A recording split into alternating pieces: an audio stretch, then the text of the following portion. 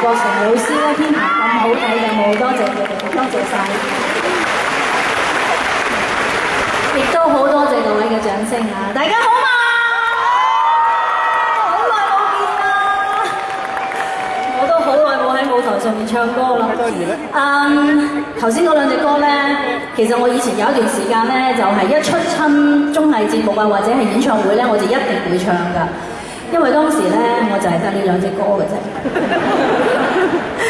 講到我同阿詹 Sir 之間嘅淵源咧，就真係好多年前啦，嗬？幾多年前？80年代初期嗰陣時，我哋真係冇乜兩句㗎，因為咧我係講冇乜兩句，真係冇乜點講過兩句説話嗰啲，冇乜兩句。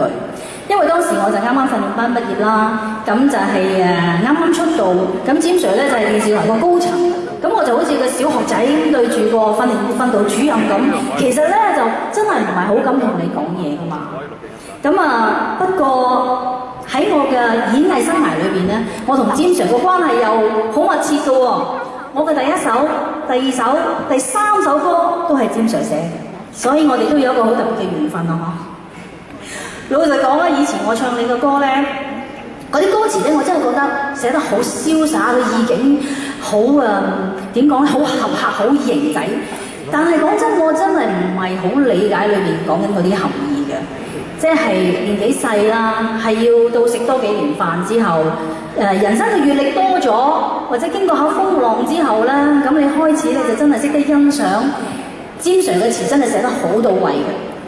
好似我個歌裏邊有講誰在那人海淹沒，舊事朝夕難忘，愁懷擁抱着希望，熱愛心內藏。我特別中意後邊嗰兩句，因為我覺得都好正能量嘅。無論你面對咩事都好啦，一定要抱有希望，心裏邊有愛。我覺得呢一種咧就係做人向前行嘅動力嚟㗎嘛。大家贊唔贊成啊？其實都勾起我自己好多回憶㗎，同一班歌星喺同一個演唱會裏邊唱緊同一樣嘅歌。